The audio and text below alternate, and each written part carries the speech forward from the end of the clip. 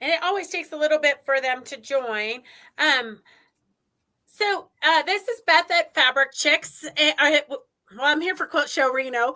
It's playing lots of different hats today. But we have Michelle Crawford here, who is teaching mini classes at Quilt Show Reno.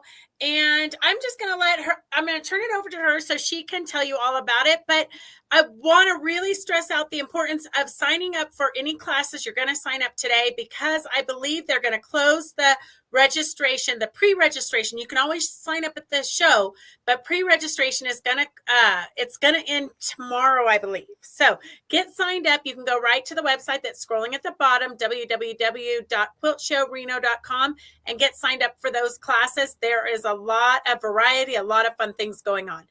Okay, Michelle, I'm just gonna put you here so you can tell us all about how you got into quilting and what you're going to be teaching and whatever else you want to tell us. Well, thanks, Beth. I appreciate it. Hey, everybody. Happy Quilting Day. Every day that ends in Y is a good quilting day.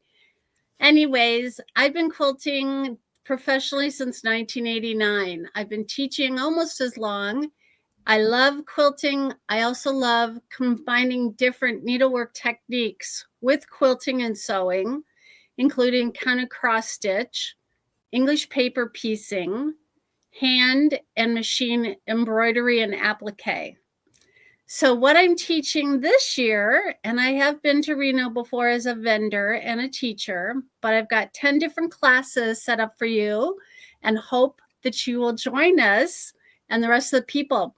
Please make sure you sign up. I'm getting all my things ready to ship to Reno, so I want to make sure I have a pattern or a kit for you. Anyways, if you look at the quilt on the back wall, this is one of my classes. It's called Calypso. And we're going to be making one or two of the blocks that is in the quilt. All my classes are 3 hours long, so they're technique oriented.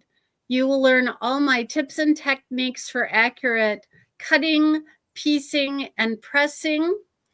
And you'll be able to make this beautiful block here and then make many more for quilts or placemats or pillows or whatever at home.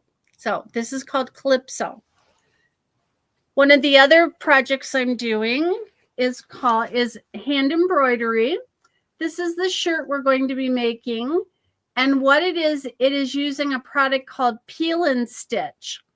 And what you do, the design, the applique or the embroidery design, which is right here, and also on the collar, is you press it onto the fabric and then you stitch through the design onto the shirt, and then you use water to release the netting and the pattern after you've done with it. We're going to be learning how to do the French knot, satin stitch, satin stitch, long stitch, buttonhole stitch, daisy stitch, a variety of different things to get you started on this fabulous new part of sewing, which is doing hand embroidery on shirts, hats, even tennis shoes, jeans, bags, pillows, whatever. It's a very fun portable craft for you to do wherever you are.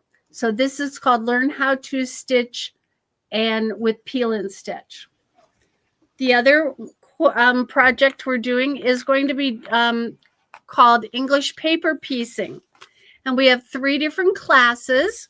And one of them, we're going to be working with jewels. This is a jewel shape. And it's really fun to be able to make jewels and then turn them into hearts. And you're going to be making these little samples. Again, it is a 3-hour technique class. And we're going to be showing you how to work with paper templates, how you work with them, sew them together, and make them. It's a fun project. There's so many different English paper piecing projects besides hexagons. So we're doing a class in jewels. Explore the world of English paper piecing with jewels. The next one we're going to do is you're going to be creating hexagons with different shapes. So the first one we're going to do, this is one that you're going to do where these do have hexagons, but you combine 3 hexagons and 3 diamonds to make a hexagon. So you're learning how to work with on paper, how to sew them together with the easy peasy flat back stitch so you don't see your stitches on the front. It's all done by hand. You're using things you already have, such as fabric, needles, cotton thread, and if you use a thimble. So that's one of the projects. The next one in this class, called Create a Hexagon with Different Shapes, is how do you make a hexagon with a hexagon and 6 different half hexagons. So again, you're learning some new shapes. This is what it looks like in a different fabric. And as you can see on the back, these are the templates that are easily removed after you've finished your project. The last one we're going to be learning is how to do jewels. So you're going to do a hexagon in the center, a jewel around the outside, and these tiny little triangles. And all of these shapes are basic shapes with English paper piecing. So you'll get to learn how to make them and sew them together. So if you want to learn English paper piecing, basic techniques, this is the class for you. Now, if you've already done English paper piecing, we're adding a different one. This is called the Brimfield block.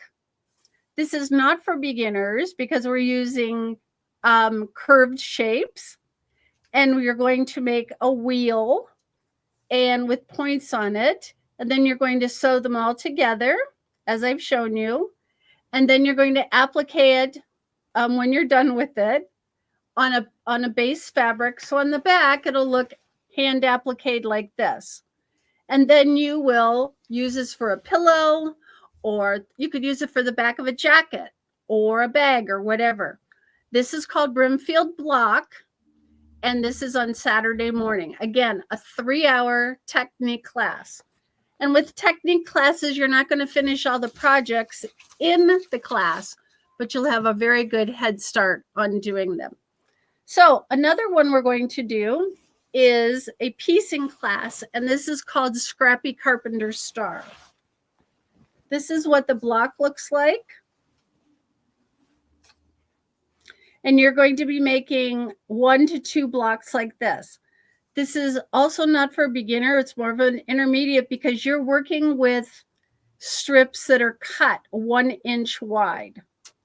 It's a fun block to do with scraps, and you're making, you're leaving a lot of area here in the quilt where you can do a lot of machine quilting. I am not a machine quilter, but you or your machine quilter can do a great job on that. So there are 9 blocks to this quilt. And this is called Scrappy Carpenter Star. Again, it's for intermediates. Now, if you like working with scraps, then you're going to love making your own fabric. And what we're going to do, this is called crumb quilted sticks. Crumb quilting means that you're making your own fabric. So the strips that are in here are fabric scraps, the smallest fabric scraps you have. We're going to be sewing them together to make your own fabric. And then we're going to be cutting long sticks out of them. And then you're going to determine how you want your sticks to be at what angle. And you can make as many blocks as you want.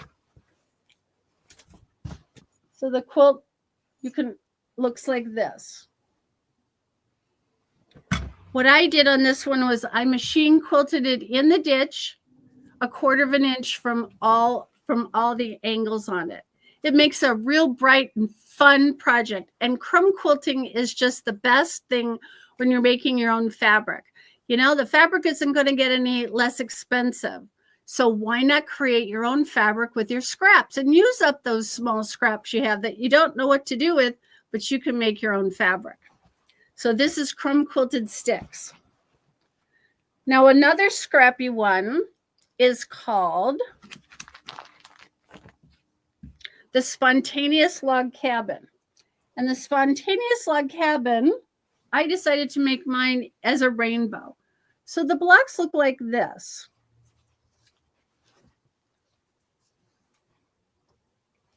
There's no rhyme or reason. This is all spontaneous with your fabric. So for this one, I made 12-inch blocks. You can make 15-inch blocks. The directions and the pattern are going to be for a variety of different quilt sizes, also for 15-inch blocks.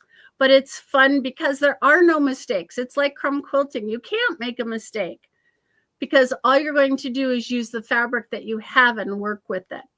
So the other thing you can do when you make these full blocks like this, you can also change them. And you can take that complete 12-inch block and you can cut them diagonally into pinwheels, into triangles, and then you can sew them together to make pinwheels with your spontaneous log cabin blocks. Fun classes. So what I want you to do is find a time in your day during the show, and I'll be there Tuesday through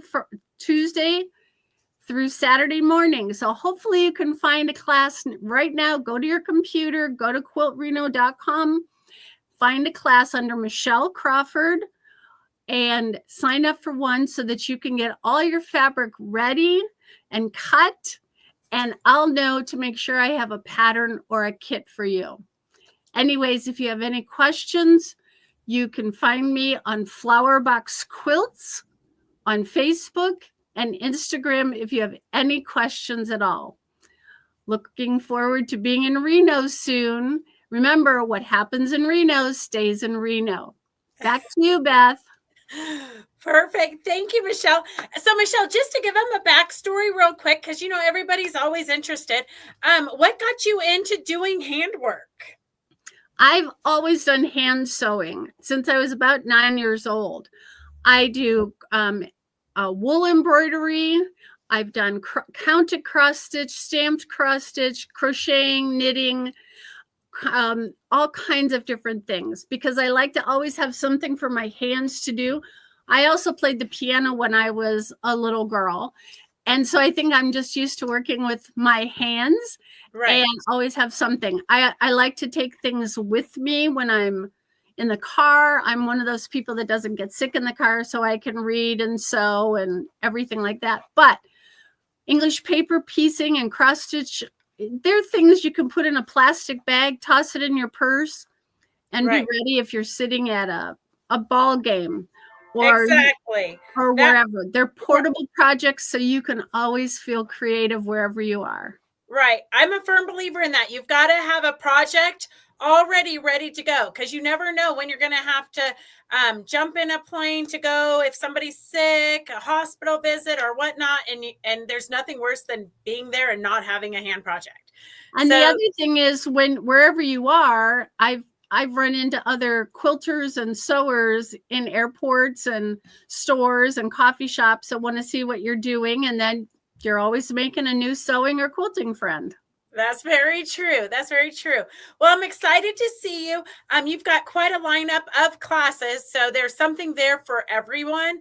Absolutely. And I love that they're technique classes because you might not necessarily want to do a whole project. You might not necessarily want to do a big quilt, but you could learn the techniques and make a pillow or make a table runner. So there's really, in my opinion, you can't have too many techniques in your toolbox. You never know when you're going to want to draw from that. I totally agree with you. I have taught these classes all over the country.